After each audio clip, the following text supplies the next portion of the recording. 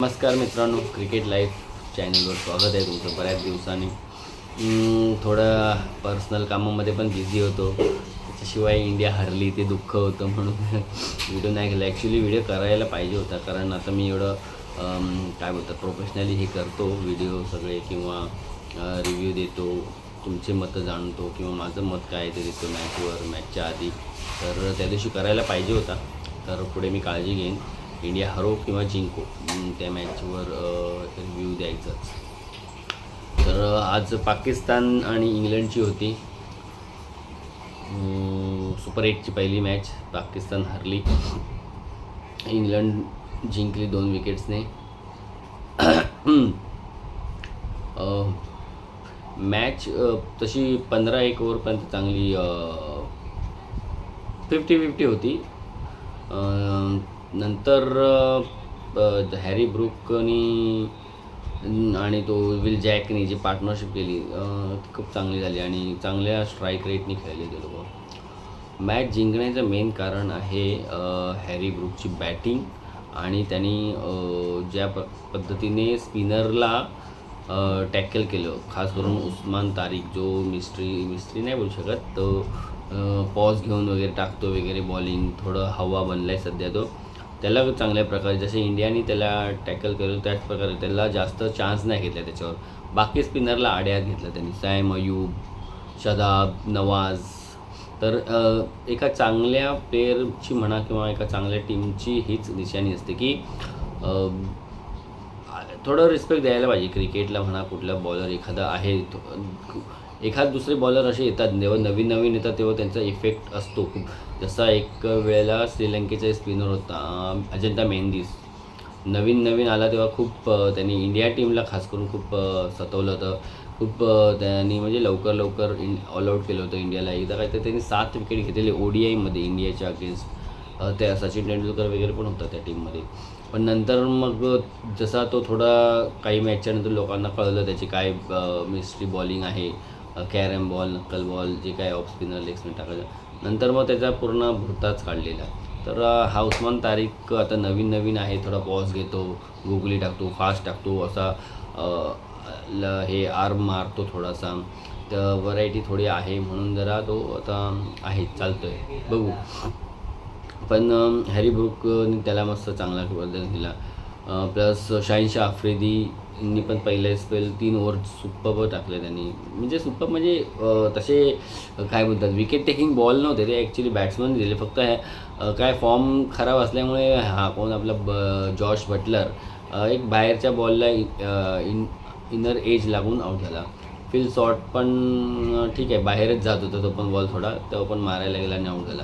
आणखीन एकाचा कोणाचा त्यांनी विकेट घेतला, बॅन्टन वाटतं, हां, तो पण काय बॉस एवढा खास नव्हता, चांगलाच 6 मारण्यासारखा बॉल होता, पण ठीक आहे. आणि लास्टला हॅरी ब्रूक, तो एक बॉल चांगला होता, हॅरी ब्रूकला बोल्ड केला तो, पण ठीक आहे. चला, तो शाहीन आफ्रिदी थोडं फॉर्ममध्ये आला तर पाकिस्तानसाठी बरे.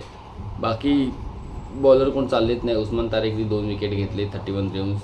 ते पण थोडी सलमान नागानी थोडी चुकी केली. त्याला आज लकीली लवकर आणला, 8वी ओव्हर त्याला दिली, चांगला डिसिजन होता. पण त्याच्यानंतर त्याला स्टॉप केलं. पहिल्या ओव्हरमध्ये त्याने विकेट घेतलं, ते पण पहिल्याच बॉलला. तर त्याला कंटिन्यू 2-3 ओव्हर द्यायलाच पाहिजे होते, कारण काय तुमच्याकडे स्कोअर एवढा मोठा नव्हता की तुम्ही चान्स घ्यायला पाहिजे होतं, तुम्ही लास्टपर्यंत थांबायला पाहिजे होतं. तर त्यांनी त्याच्यानंतर थांबवलं, त्याला सॅम अयूबला पुन्हा आणलं, नंतर परत फास्टरला आणलं बहुतेक.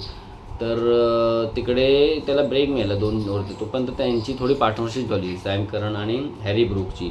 तर तिकडे लगेच एखादा विकेट गेला असताना तर अजून इंग्लंडवर प्रेशर आलं असतं आणि मॅच अजून क्लोज किंवा पाकिस्तानच्या फेवरमध्ये पण गेला असतं रिझल्ट. तिकडे थोडं त्यांनी ओव्हर उस्मान तारिकला नाही देऊन चुकी केली. शदाबला खूप मार पडला तेव्हाच. नंतर मग हॅरी ब्रूक आणि तो विल जॅकनी त्याच्यानंतर मस्त त्या स्पिनर लोकांनाच टार्गेट केलं. सॅम अयूब, उस्मान नाही सॉरी, आपला काय त्याचं नाव, शदाब. आणि पाकिस्तानची पण सुरुवात चांगली नव्हती आज, पण तो साहेबजादा फरहान एका साईडनी खेळत होता. मेन त्यांचा बाबर आझम त्यांना इफेक्ट करतो आहे. तो रन तर करतो तो, पण खूप म्हणजे रन बॉल करतो. तर ठीक आहे, सिच्युएशनप्रमाणे खेळायला पाहिजे, मी नाही बोलत, पण नंतर जेव्हा तू सेट होतो तेव्हा ते कवर पण करता आलं पाहिजे. आता तू 20 बॉल खेळलेलास, मग त्याच्यानंतरचे जे 10 बॉल असतील ना, त्याच्यात 200चा स्ट्राईक रेट किंवा 150चा स्ट्राईक रेटने खेळायला पाहिजे. म्हणजे त्याच्यानंतर जर तू आऊट होतोस, तो त्या आऊट होताना तुझा स्ट्राईक रेट कमीत कमी 130 140 असायला पाहिजे. पण तो 24 बॉल फॉर 25 रन्स करून आऊट झाला. त्याच्यामुळे समोरच्या बॅट्समॅनला पण इफेक्ट होतो, कारण तो 6 त्याचा पण मारत होता, पण ते नंतर पॉवर प्लेच्या नंतर ते दोघं पण स्लो झाले. त्यानंतर फखर जमान आला, परत त्यांचा थोडं हे वाढला स्कोर. फखर जमानला खेळवण्याचा निर्णय चांगला होता, तो पण चांगला खेळला. त्यांनी पण किती केले, 25 केले 16 बॉलमध्ये. एवढी विनिंग्स आली ना, तरी 4-5 प्लेयर करून तरीसुद्धा स्कोर 180 190पर्यंत जातो. आणि पाकिस्तान 180पर्यंत असतं तर मॅच क्लोज जिंकलेच असते बहुतेक, कारण पिच एवढं पण इझी नव्हतं स्पिनरला. पण स्कोर थोडा कमी झाला पाकिस्तानचा 160. तरी मला वाटलेलं की पाकिस्तानचे स्पिनर पकडतील इंग्लंडला, इंग्लंड हरेल असं मला वाटलेलं. पाकिस्तानचे 165 झाले तेव्हा.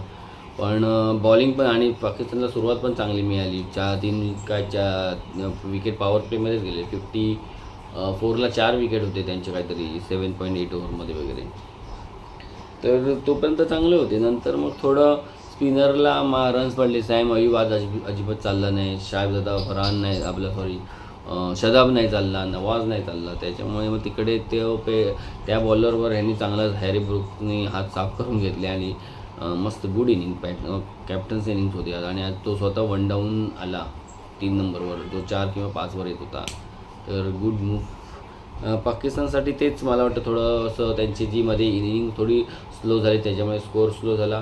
आणि नंतर उस्मान तारिकला कंटिन्यू ओव्हर द्यायला पाहिजे होत्या 2-3, तर तिकडे थोडंसं मला वाटतं त्यांच्याकडून चुकी झाली, म्हणून कदाचित हरण्याचं कारण हे मला वाटतं. तिथे जर विकेट गेला असता त्याला उस्मान तारिकच्या त्या एखाद्या ओव्हर मी सॅम करन लगेच आऊट झाला असता, by chance Harry Brook out झाला असतं तर मॅच एवढी आलीच नसते. कारण बाकी इंग्लंडचे कोण प्लेयर स्पिनरला चांगले खेळल्यानंतर बघितलं ना, 10 रन पाहिजे होते 18 बॉलात, आणि लकीली हॅरी ब्रूक आऊट झाला.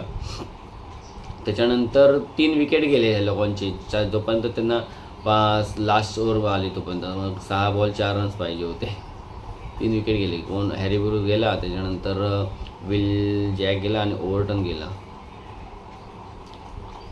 तर थोडी लास्टला थोडी मजा आली. तर बोला काय होईल आता, 6 बॉलात 4 रन पाहिजे, पण आर्चरने एक चौका मारला.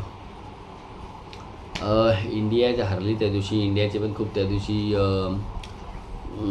चुकीचे हे झाले. पहिलं तर बॅटिंग यायला पाहिजे होती, पण ठीक आहे. पण शॉट पण खूप खराब केले, एवढं काय पिच हे नव्हतं. आणि 187 इंडियासारख्या टीमनी चेस करायला पाहिजे होते. भले ओपनर दोघं पण आऊट झाले असतील लवकर किंवा अजून काही. ह्याचा तिलक वर्माचा जरा फॉर्ममध्ये येणं खूप गरजेचं आहे. म्हणजे होता तो स्टार्टिंगला 2-3 मॅच चांगला खेळला होता तो, पण नंतर थोडा तिलक वर्मा हे झालं आहे. आणि सूर्यकुमार ठीक आहे, ओके, एखादी दुसरी मॅच होते. रिंकूचा नाही तेवढा फॉर्म दिसत आहे. जेव्हा अशी इनिंगची गरज असते त्याच्याकडून नाही येत हल्ली रन्स. परत हार्दिक पांड्याकडून अशा शॉट्सच्या, आणि हार्दिक अशा सिच्युएशनला चांगला टॅकल करतो. असे जेव्हा 3-4 विकेट पटापट गेले असतील ना, हार्दिक थोडा आपला वेळ घेतो आणि मग चार्ज घेतो. पण माहिती नाही, त्या दिवशी हार्दिकने घेतला वेळ, केलेली पार्टनरशिप, पण त्या हार्दिकचा विकेट तर ते इम्पॉर्टंट होता. हार्दिक पूर्ण 20 ओव्हर खेळला असतं ना तर बरं झालं असेल. दुबे चांगल्या फॉर्ममध्ये, त्यांनीच त्या दिवशी थोडेफार रन्स केले. मेन तिलक वर्मा आणि अभिषेक, 3 प्लेयर म्हणजे थोडं ह्यांना रन्स करणं गरजेचं आहे. तिलक वर्मा, अभिषेक आणि रिंकू यांचे रन्स यायला पाहिजे होते. कारण दोघं तिघांनी नाही वर्ल्ड कप मॅच जिंकू शकता तुम्ही. अशी बायलेटर वर्ल्ड कप जिंकण्यासाठी दोघं तिघांचा फॉर्म असायला पाहिजे बॅट्समॅनचा. जसं बॉलिंगमध्ये पण सगळेच बॉलर तुम्हाला प्रत्येक मॅच जिंकवत नाही, एखाद मॅच म्हणजे हा प्लेअर चालतो का, तर तसे 2-3 बॉलर असतात. सध्या बुमरा चांगला बॉलिंग टाकते, बुमरा ठीक आहे. अर्शदीप पण म्हणावा तसा इफेक्टिव्ह नाही दिसला अजून.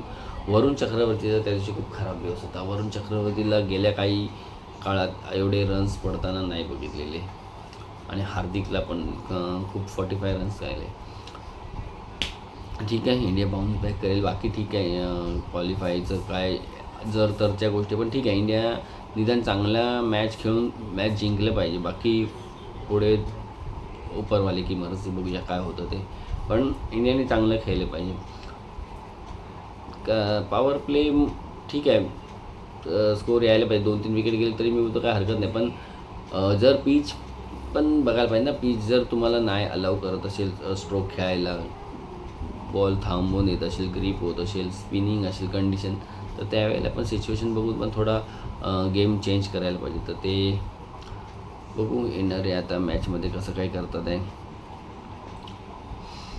झिम्बाब्वेबरोबर तर जिंकतील अशी आशा तर आहेच. झिम्बाब्वेची टीम पण तशी बरे, त्यांचे फास्टर बॉलर चांगले झिम्बाब्वेचे.